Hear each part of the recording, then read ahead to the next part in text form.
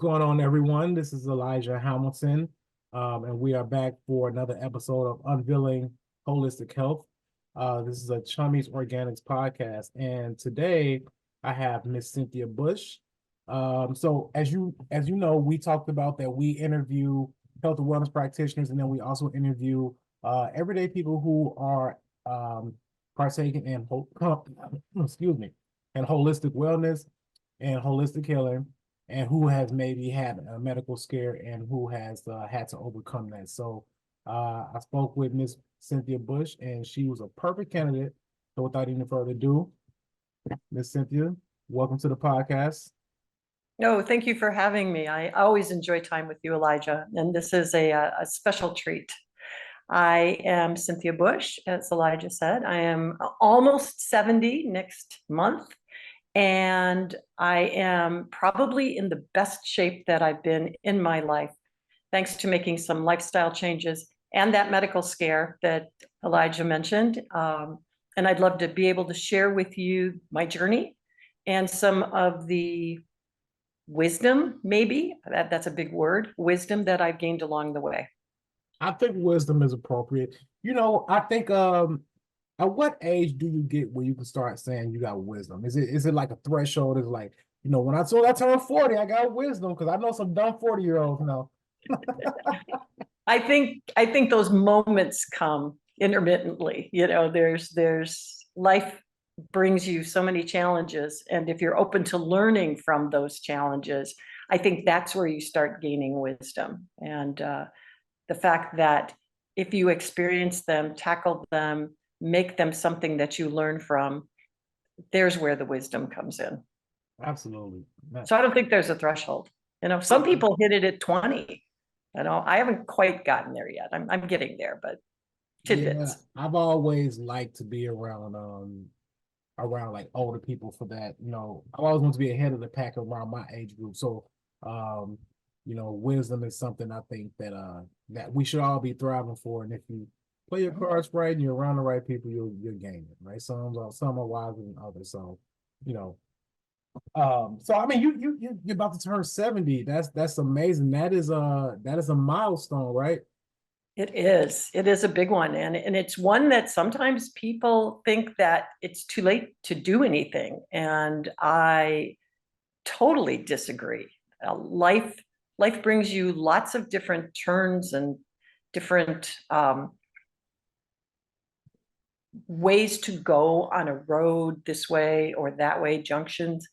And depending on what you choose and what you want your life to look like, you make those choices one way or the other, and then you either pay the consequences or reap the benefits. So yes, I am feeling the best I have in 20 years at least.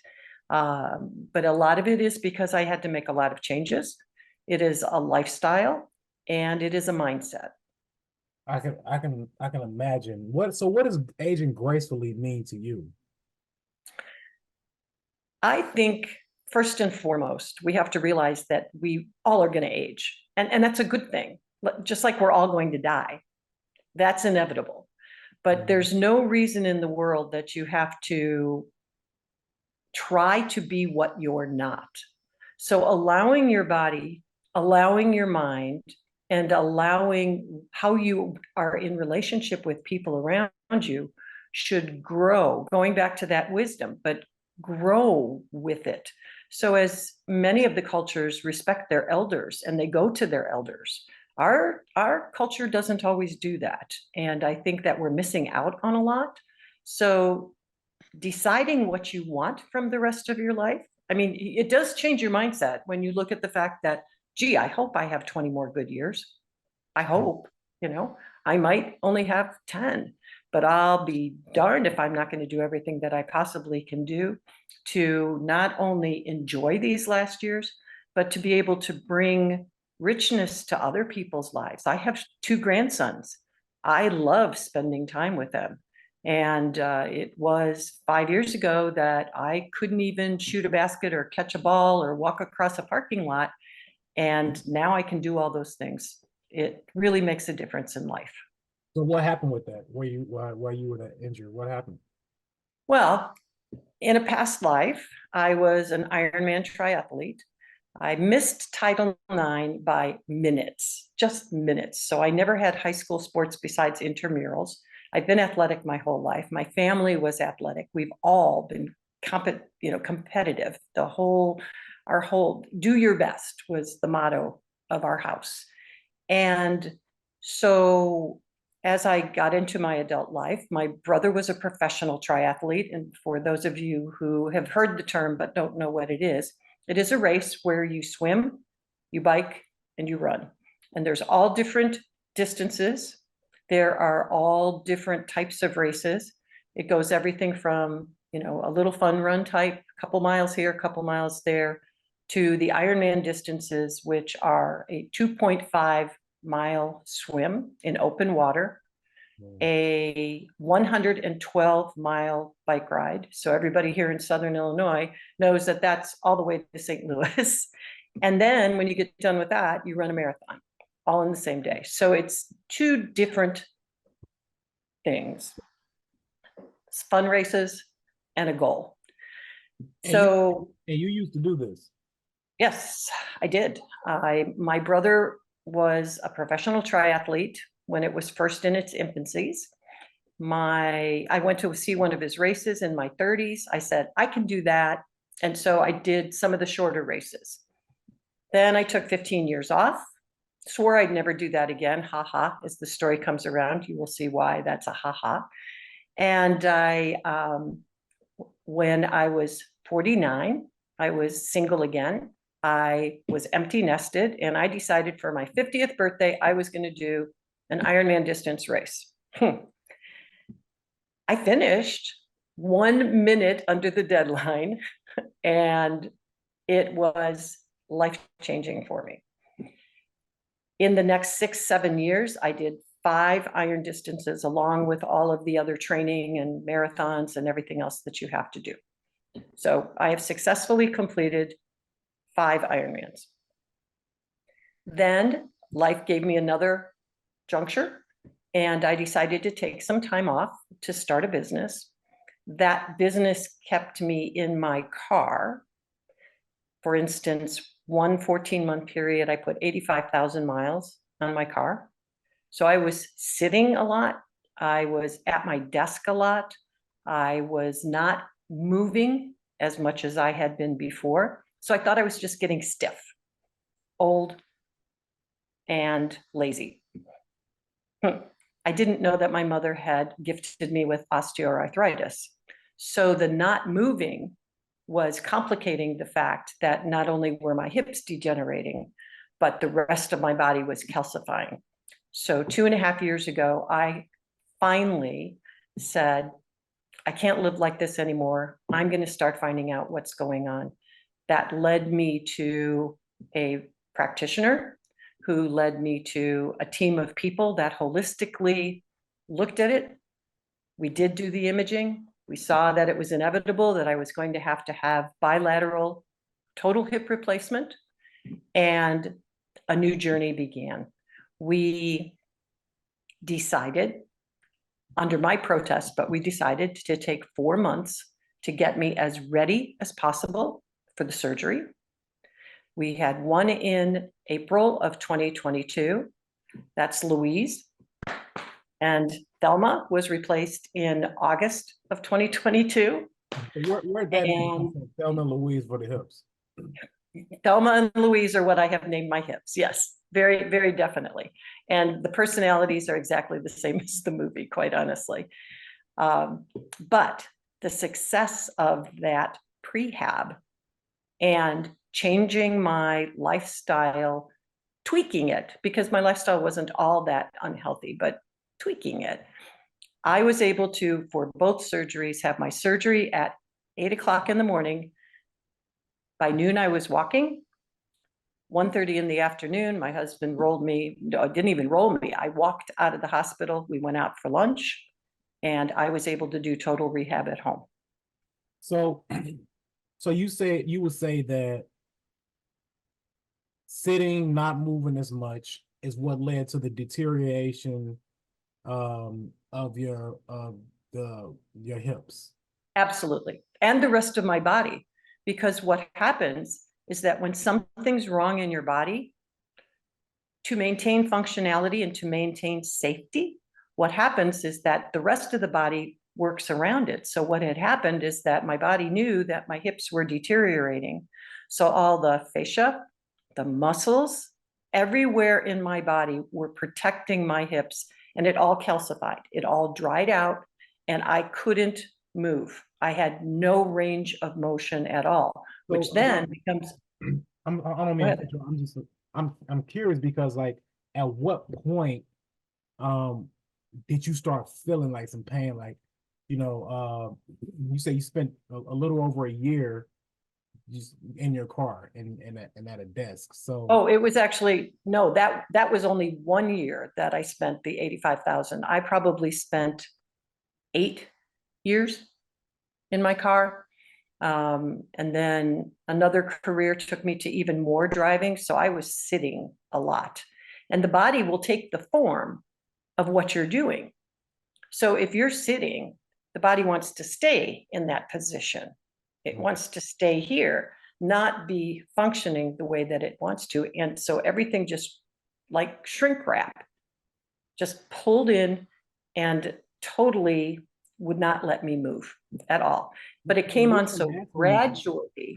I'm sorry, go Came ahead. on so gradually that I didn't notice it, but the people around me did. How so? Like they say, like, why are you walking so funny or Yeah. something? Yeah. And I would just go, I'm just stiff. I was, I won't say arrogant, but it's pretty darn close. I knew my own body. Don't tell me what's wrong with my body. My body's fine. I just need to stretch. Well, I said that because there's somebody who needs to hear that,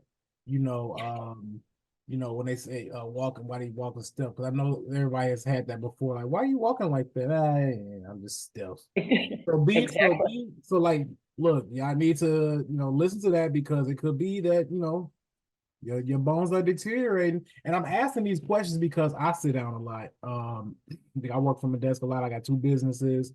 I drive. I mean, we in Southern Illinois, so my windshield time was a little bit longer. Mhm. I would say longer than when I was living in the city, but I mean, you can drive 5 hours, be in your car for 30 minutes there, but either way. So I just want to just emphasize on the importance of moving, right? And it's like the whole couch potato mantra, like it's more than just gaining weight.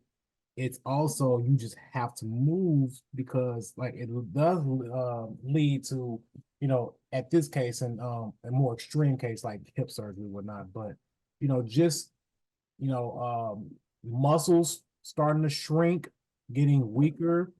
That's why you'll see somebody like older men who don't work out, like they have a big body, but they have scrawny arms, yeah, like that's something I fear too. Like, oh goodness, I don't ever want to get like that.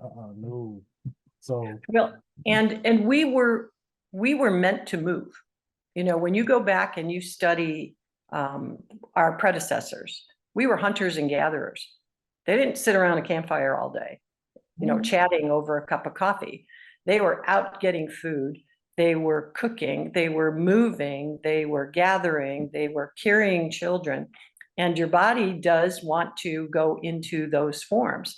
Thus people who are on computers all the time, you start getting the kyphosis in the thoracic region and the top part of your back because your body conforms to what it's doing.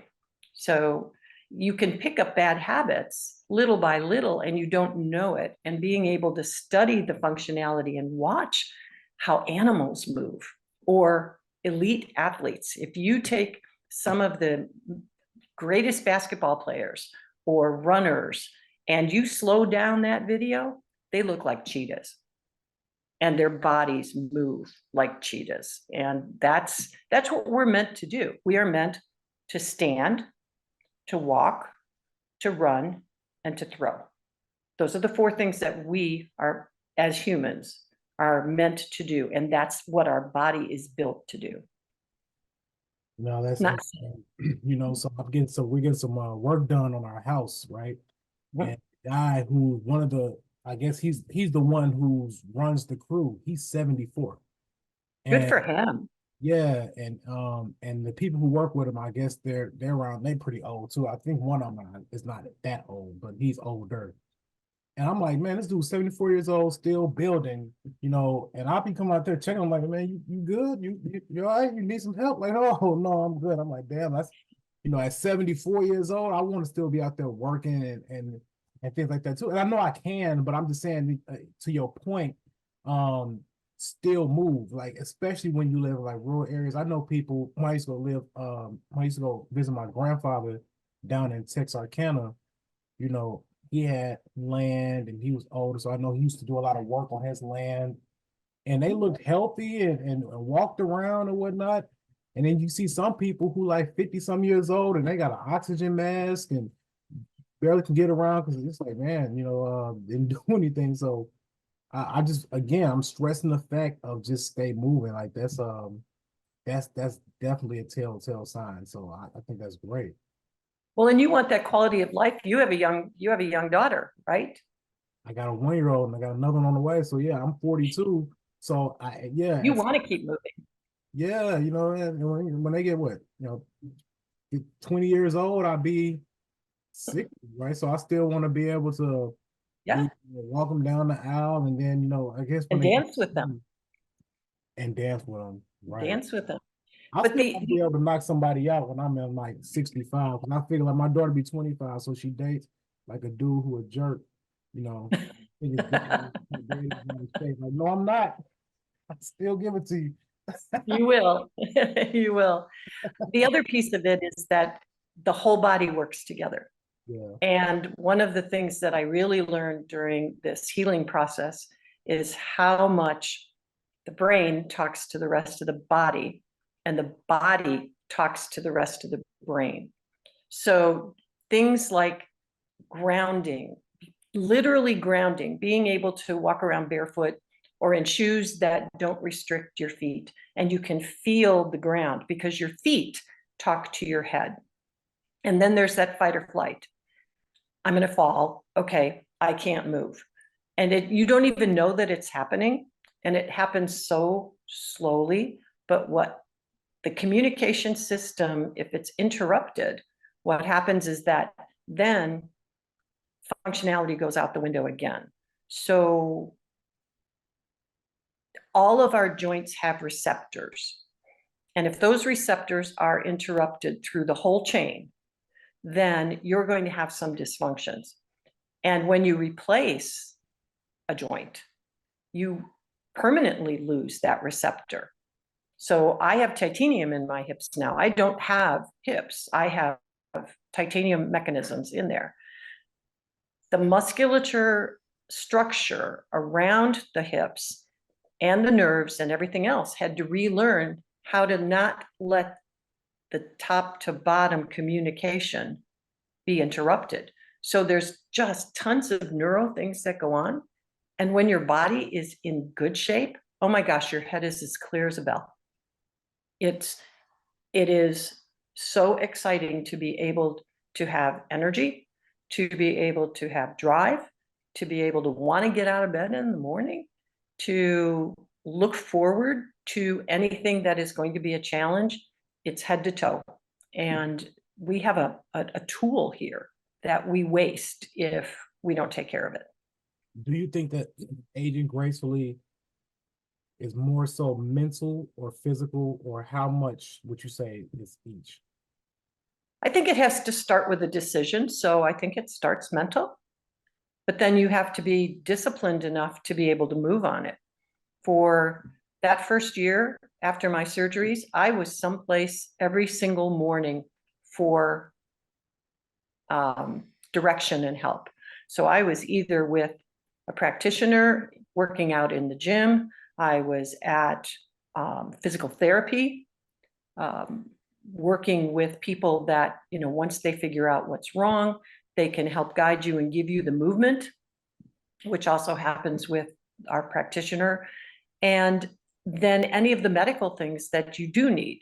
I am fortunate enough as we talked about before. I'm fortunate enough at 70 to have never been on any pharmaceuticals, nor am I now at all. Now, are pharmaceuticals sometimes needed? Absolutely. If you have a condition like a thyroid condition or something like that, where the body is just not doing it, then your life quality is not going to be good if you're not using that help. However, there are a lot of pharmaceuticals that we can get off just by a good lifestyle, because the body wants to do the right thing. The body wants to create insulin. The body wants to have clean blood. The body wants to do that. And if we interrupt that and use a crutch unnecessarily, the body says, hey, I don't have to do this anymore. And it learns not to do it. Therefore, then you have to stay on the drugs because it doesn't know how. No, let's talk about that more. Not being on any pharmaceutical drugs or whatnot. That's a good point. What do you mean by, and I know what you mean, but like, could you explain a little bit more about being on things unnecessarily? Lifestyle sometimes creates situations in your body that have a ripple effect. So therefore, if you do not eat healthily, you do not balance your diet, you don't move, you gain weight because you have excess food, excess calories, all of that. Those kinds of things disrupt. So like gaining weight disrupts, not moving disrupts. And so then the functionality of other things, because the concentration on the body then moves around. So for instance, you know how you feel tired after you eat a big meal? That's because all of the energy is going to digestion, and there's not as much available for the other things in your body. So the rest of the body shuts down and says, okay, we're going to take a nap because we ate too much turkey at Thanksgiving, and then we're going to give the digestive system an opportunity to be able to digest the food. And then we'll turn it into energy. And then we'll do all the other functions. If those things get disrupted by the fact that we are not, we wouldn't put water in our car engine. We wouldn't put sugar water in our car engine because it's not going to run on it. The same thing happens with the body. If you don't feed it good fuel, and that means mentally good fuel too, rather than junk, anything you put in is what's going to come out. So it's not simple to break addictions, but eating can be an addiction. Smoking obviously is an addiction. Drugs, alcohol, all those things can be addictions that disrupt the body. So if you can one by one start eliminating, even slowly, some of those conditions, the body wakes up and goes, oh, this is what I'm supposed to be doing. And the body can heal itself many times, not always, but many times. The body can heal itself. So all of my fascia, my muscle, everything else was just tight, frozen, protecting me from falling, protecting me from moving my hips, because I didn't have any pain. That was the other piece of it. That was what was so deceptive for me. I had no pain because my hips were being protected, but I also couldn't move. I couldn't walk. I couldn't bend over to pick up something off the floor. We have high stools in our kitchen, and I would have to lay on the stool and reach down to the floor because I didn't have the support to be able to pick things up. So it was a matter of reteaching the body how to be functional. And so if we do the things that the body wants and craves, then we can create an environment for that same body to be able to do what it's supposed to do. Healthy lifestyle, eat the right things. Now you said you used to be a professional musician, and I was. A little bit about the entertainment industry. I was in that industry for like 12 years. And that nightlife, you're around all those things that could bring addiction, alcohol, drugs, smoking, not getting a lot of sleep, eating late, right? Talk about that a little bit. Did you ever become victim to any of those nightlife traps? And if so, like how did you break away from that? How long were you in that? Fortunately, I was young when I had that lifestyle. Some of it was healthy, some of it was not. My professional classical music, of course, you're in an environment of people who actually take out insurance on their bodies, so there's less of that. But the theater and being the girl with the band and all of that, I think the number one thing that it did that triggers everything else is the lack of sleep and the disruption of your circadian rhythm, because our bodies are meant, much like hummingbirds. Hummingbirds know when to start flying based on how much sunlight there is. Has nothing to do with the cold. It has to do with, oh my gosh, the days are getting shorter. So now it's time to leave or it's time to move. So when you don't get enough sleep and the body doesn't have the chance to repair itself, or you're missing that morning sunlight that is so nourishing for you, then that starts leading to the other crutches, like alcohol, like too much caffeine, like everything else. So to answer your question, sort of, I followed my peers in my generation. At that age, I did not get involved with drugs at all. That's one thing that I can say. I have never smoked a cigarette. Those were personal choices for lots of different reasons. The alcohol scene, yeah, that's a tough one because everybody was drinking. You're playing for a wedding, you're playing at a venue, it's all there. And some of the time, half of your pay was you had an open bar. So, so it really, it did for a while. I don't know how many years because it fluctuated. It kind of depended on what was going on in life, who I was with, who I was around. Now, am I a total teetotaler at this point? No. But boy, moderation has taken over. First of all, when you get to, that seventh decade, the next morning is pretty grim if you've overdone it. And it's a poison, unfortunately. And it also changes the dopamine in your brain and you make other poor choices. So I think it was just the mindset of, I'm going to try to do everything possible and not put anything in my body that's going to poison it at this point. I don't want to go backwards.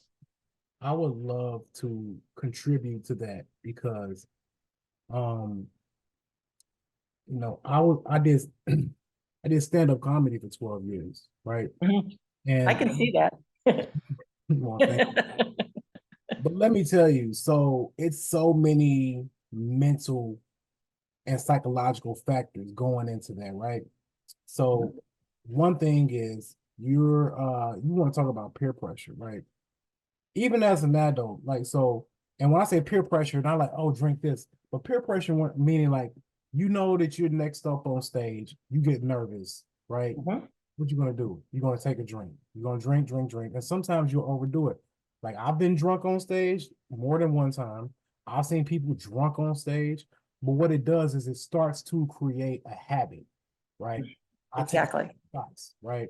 And then while you're on stage, if you depending on how much time you're doing your drinking, then afterwards you relieve that it's over with, you drink. And then after the show and everybody's gone and you just with your comedian friends, y'all going out and you drinking some more, right?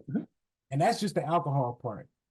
And then, over time, like you start to, you're living that fast life, you stand out late, hey, let's get some gyros, right? Or let's go get some tacos, let's go get a cheeseburger, whatever, let's eat, or whatever the case is.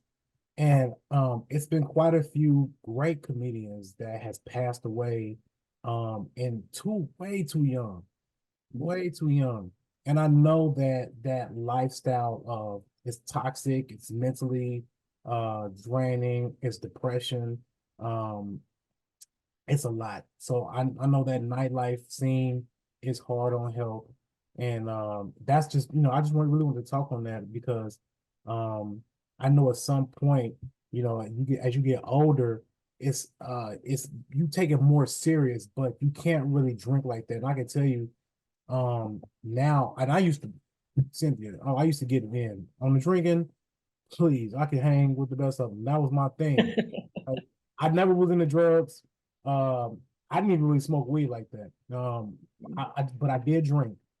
But now, goodness gracious, if I take 2 cups, 2 cocktails of Tito's, oh, the next morning I feel like damn, like I overdid it. So Yes. that poison is real. Like my body's like, what are you doing? We don't do this no more. Exactly. What's wrong with you? Like, I'm sorry. So I talk to my liver a lot. I'm pampering you now, liver, please. Don't go on me. Every time I have blood tests, you look at what you've done in the past life and you hope it doesn't catch up with you. And especially when you say, hey, I'm reformed. I'm not doing this to you anymore. So hang in there, buddy, please. And thus far, so good, but it is and it disrupts so many things, because if you don't get the proper sunlight, you don't eat well, good fuel. Alcohol's empty calories. Talk about gaining weight. It's empty calories. And it's alcohol, it's gasoline, it's um, I'm telling and if you don't rest, then that whole cycle, we're not meant to be night people. We are not nocturnal. We can't see in the dark. you. And so our bodies are meant to be up during sunlight.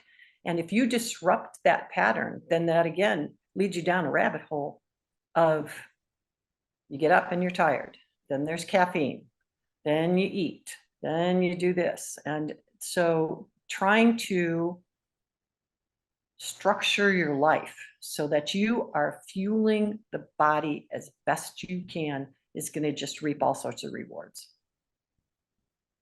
No, that's very true. Now, just listening to you talk, Cynthia, you talk like you have a little education around like some health.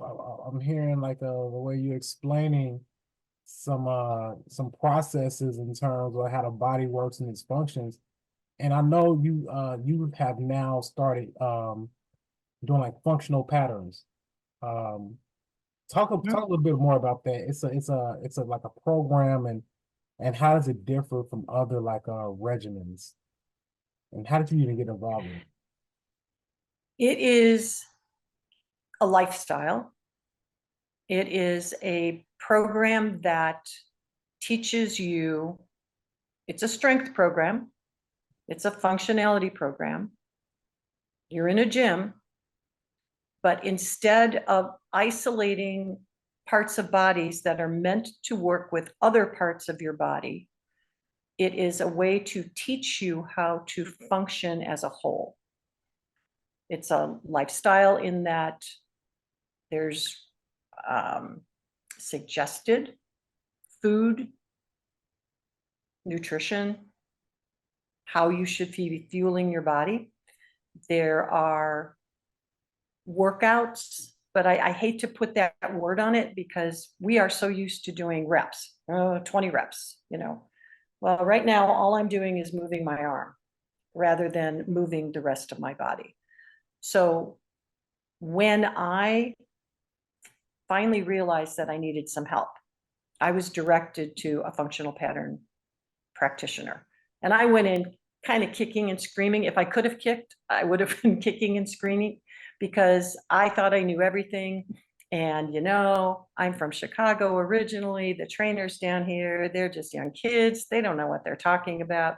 And I walked in and my life was changed. And within 2 weeks, my practitioner, Caleb Schneider, said, there's something wrong under the hood. And he tricked me tricked in a good way. he sent me to go buy a piece of equipment, and I walked into another holistic doctor's office, and they said, come over here, get on my table. They lifted my leg and my whole torso went up. And that day my life changed because they scripted imaging, and that team then started preparing me for the surgeries. So getting the body to work is the basis of functional. It's in the name, functional patterns. You have functionality and patterns that you follow to be able to make the whole body work together. And it helps people lose weight because their body is working well. You get stronger, but you don't wear it out. And it's a whole lot more complicated than that. But the simple answer is getting your body to work the way that it's supposed to work. Yeah, no, and I believe in it. No, yeah, for sure. So that sounds like you went to see a chiropractor. So Yes, I did. And some people, some people go, no, chiropractors, nope, now I'm done. well, If you chiropractor, can, that's a form of holistic healing. So like exactly, that's depending on the doctor, depending on the doctor. Again, finding holistic practitioners in any field that give you a well-rounded treatment, not just throw you on the table and tweak you and send you off and send you back. Hands-on is so important. And what I mean by hands-on, some people call it deep tissue massage, some people call it hands-on therapy, but getting the right people targeting what needs to be loosened up. So if you've got adhesions, meaning things are sticking together and the muscles are not moving the way that they're supposed to work, you've got to be able to get hydration in there. And the only way you're going to get hydration in there is to let the body do what it's supposed to do. So something called myofascial release, where you work a spot, to be able to release that muscle. Then what happens is that your body works the way it's supposed to. All those little healing blood cells go rushing. That's why we get bruised sometimes, but it all goes rushing to that spot and brings the hydration with it. So being able to balance the work of a well-rounded program with good professionals that believe the same things that you do, don't just hand you a bottle of drugs, is going to be the best thing that I can advise. I think that would be the word. Advise people, especially my age, to look for. Look for people that think the way you want your body to work. Do you think that people rely on drugs far more than they would like to trust their own bodies? I don't think they know how to trust the body. I think that's part of the education piece of this. I know that you are an advocate of educating people on why some things work and why some things don't, and what can help. I think that there's been, and there's so many good things that are going on in the medical community, but I think that the medical community as a unit has some room to grow and change. And they offer, I have many people in my life that go into the doctor, they're severely overweight, they take a multitude of drugs, ding, ding, ding, ding, ding, all day long, and they go to the doctor, and the doctor takes all their stats, blood pressure's good, heart's good, cholesterol's good, all of that stuff is good, but it's because the drugs are doing it. And so they're told, you're fine, you're great, you're in great shape, keep doing what you're doing. And I think that trying to move people to listen to their bodies and it's a hard paradigm change, because we've been taught to try to take the easy way out. And that culture is very hard to change, because do you think I wanted to get up every morning and go work out? No, I wanted to stay in bed, but because I had people around me that I was accountable for and I could see the results, there's nothing that's going to change my mind anymore. No, that's that makes a lot of sense. So like what is your motivating factor to continue to like educate yourself and even getting into like this personal trainer mode that you're getting ready to get, start doing? Like yeah, I mean, like I said, at 70 years old, people are ready to go down to Florida and gain weight and eat, And drink. drink wine and play with their grandkids. Like what is your motivating factor? Well, that's a key, playing with the grandkids. That is a big driver for me. But I've always been motivated to learn.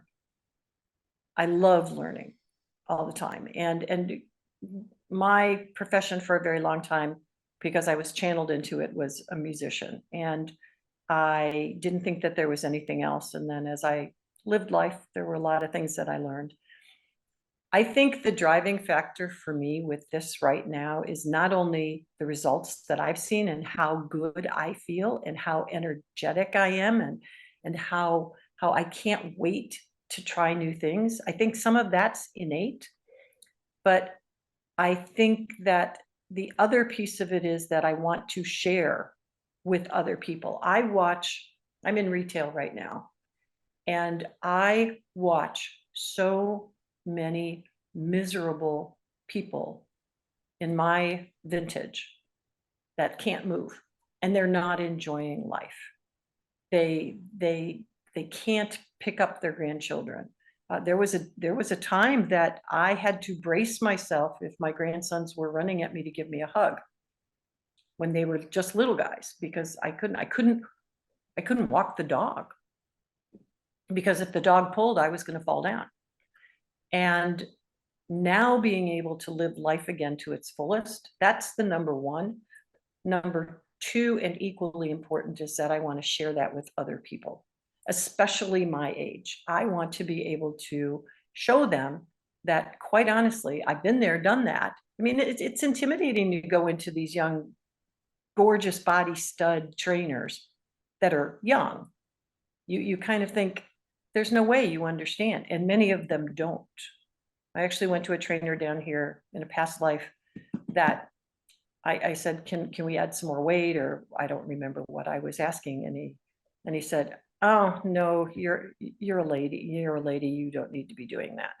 I was like, hey, but having been through it and being able to understand and know how it feels to be afraid if there's not a car there so that you can hang on to that car to step down a curb.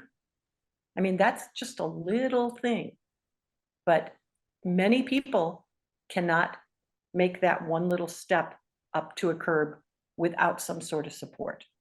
They can't walk through a parking lot on a windy day without having a shopping cart. There's so many scenarios that now I watch and I remember that I was there too, and to be able to see and know the tools and the people that can help, it's like a hunger. So what advice would you give to people who are aging on how to, age gracefully? Yeah, like what would you tell them in terms of like even staying active and even more so than that, what about people who are already at that age and who feel like, yeah, my body done already, told me to F off, so I'm stuck. Like what what can they do? What advice would you give them? I think there's a lot of people that will never change because they decided already that they're not going to change. That's why I was asking that earlier about the mental piece. Yeah. So I think the first thing is finding out in yourself what you want. What do you want out of the rest of your life? If you could plan and you knew the day you were going to die, it's kind of like the eclipse coming up right now, where we have a deadline. We have company coming in. Every single day there's something because there's a deadline. I think if we knew the day we were going to die, I think we would really have a different outlook on how we spend our days. But since that's an unknown, you kind of feel like you can put it off another day. Oh, I really just want to eat this pizza. Oh, I really want to do this, and I'll exercise tomorrow. I think counting back and looking at how much time you might have and deciding on how you fill it, I think it's like any other goal. You look at a long-term goal and you work backwards. What can I do? What can I do now to get to that goal? Where do I have to be this day? Where do I have to be this day? Where do I have to be this day?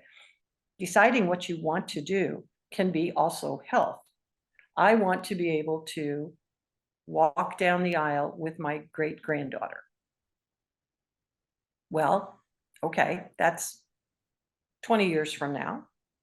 Not for me. I mean, my daughter would be hooting and howling right now. No way are we going to have great grandchildren at that point. But taking it and working it backwards and doing it in bite-sized pieces rather than trying to make a total lifestyle change, because that shock effect on your body is pretty grim. If you quit all the bad things, you're not going to stick with it. That's why New Year's resolutions most of the time don't work. But I would say figure out what you want to do. If your goal is to be as healthy as you possibly can be, then not only make that decision that you're going to fuel yourself with everything mentally and physically, but surround yourself with like-minded people. You and I both said peer pressure. When we were in the entertainment industry, the people that you surround yourself with most of the time are the ones that influence what you do.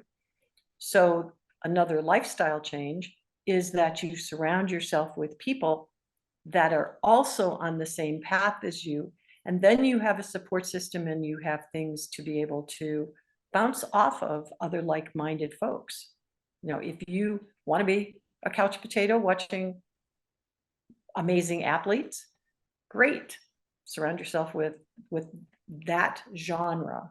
But if you want to be able to go out and hike in the woods and be able to play with your grandchildren, then make the decision that you're going to do what you need to do and surround yourself with other people that have made that same decision. Environment is everything. I agree. Mhm. I 110% agree. That's why that, when they talk about your net worth is your net worth, it's more than just financial. I think it embodies a lot, who you're around. So I agree with that. Do you believe that holistic health is more of a long-term positive, um, and, and that it can replace like like Western medicine, Western pharmaceuticals as you get older? Like if you, to your point, like taking care of yourself. You said that you're not on any drugs right now. At 70 years old, you're healthier than you've ever been. And that's because of the lifestyle that you chose, the decision that you made. So can someone say, hey, like myself, at 42 years old, can I say, you know what? And right, granted, I'm not on any medication, but if I say, hey, if I maintain this, drinking a ton of water, staying active, working out more and just eating healthier, is it a pretty good chance that I can be as healthy going into my 80s, even past my 70s without having to be on any drugs or medication? Or would you say like at some point you might have to get on like some type of, drug or whatnot? So I hope that makes sense what I just asked. Yes, I think we in the United States, well, and around the world, you can't do without the medical community. I mean, eating right could not have replaced my hips. I mean, there was a surgeon that had to cut in. There were nurses. At that time, of course, there were drugs I had to take. I mean, I did not want to be awake when they cut in and do all that drilling and hammering and everything else. So there is very definitely a place where I think that the melding could be better done is looking at what is good for our bodies. It's not only the medical industry, it's retail. It's the way our food has been developed. You know, there's a fun book. It's a scary book. It's called The Dorito Effect, and it talks about the dopamine effect of, you know, we know that the tobacco industry purposely made things addictive. Well, our food industry has done the same thing. I mean, the old slogan, you can't just have one. I mean, if I have one Cheeto, the rest of the bag is done. I will eat the whole bag. I'm gonna put that in the description, the Dorito effect. You know who wrote that? I mean, I can Google it too. Yeah, I don't remember off of the top of my head, but if you just look up the book, The Dorito Effect, it is very telling. Okay. And very scary. No offense, I love Doritos. However, that's the name of the book. But our bodies are designed to eat certain things, and nature has definitely made it such that we protect. So animals will have different defense mechanisms. They're either fast, or they've got claws, or they bite, or whatever. Plants are living beings also. And plants have created defense mechanisms so that their seeds are not eaten. Because if all the animals ate all the seeds, we wouldn't have any plants. So there's toxins underneath some of the shells and things like that we have incorporated into our diets. So we're eating natural toxins at the same time that we're eating chemical toxins, and our body isn't meant to do that. Body likes whole food, like really good whole foods and clean meat. I am not a vegetarian. I tried to be before my surgeries. And then as I've studied all this, learned that, you know, we are carnivores. And yes, protein can build muscle, but muscle protein is what really does build muscle. That's what our muscles need. And I totally understand, and I hope I am not offending anybody that wants to protect animals, because I will tell you, we live out in the country here, and I feed all the critters because I love watching them. My husband laughs at me and says that our backyard is the welfare state for all of the animals in the neighborhood because they know every single day there's going to be food out there for them. But I also love watching them. On the other hand, our bodies need good, wholesome protein, carbs, sugars, and fats. And that's how our fuel, like a carburetor in a car, that's how our body works. So can I say that everybody who went to a holistic lifestyle would never have to be on pharmaceuticals? No. I think, though, that you have to find your good balance, and you have to give your body the best chance that it possibly can to do it on its own. And then, if you need help, find good help. Duly noted. Duly noted. Well, Cynthia, this has been a pleasure listening to your wisdom. And you know, it's funny that as I do more of these episodes, I feel like a lot of these questions that I ask is more so for myself, even more so than the viewers, because it's you know, especially like as I'm getting, you know, older now, I have, you know, daughters now, and it's like I really want to be around for them. So a lot of these questions, I hope that it can resonate with the people in the audience, but a lot of this stuff helps me out too. So I do appreciate that. Well, thank you. And I always enjoy talking with you. You make me smile always. And it is wonderful to have a network and a platform to be able to share with the community all these things that we're learning People scream and yell about technology, but holy moly, things are available. Like you said, the first thing you said was, I can Google it. We can find it. We don't have to make a trip to the library like my generation and go through the little card indexes and look through all that. Being able to use ways to share information is huge. So I appreciate the opportunity. And I am looking forward to seeing how this whole podcast of yours just explodes. Well, hey, we'll see. Even if it does, even if it doesn't, but let's just whatever. I'll still use it as a reference source. Somewhere down the line, or like, oh man, I remember I was talking to this person. Let me go back and look at this interview again. Like, oh, okay, that's what they told me to do.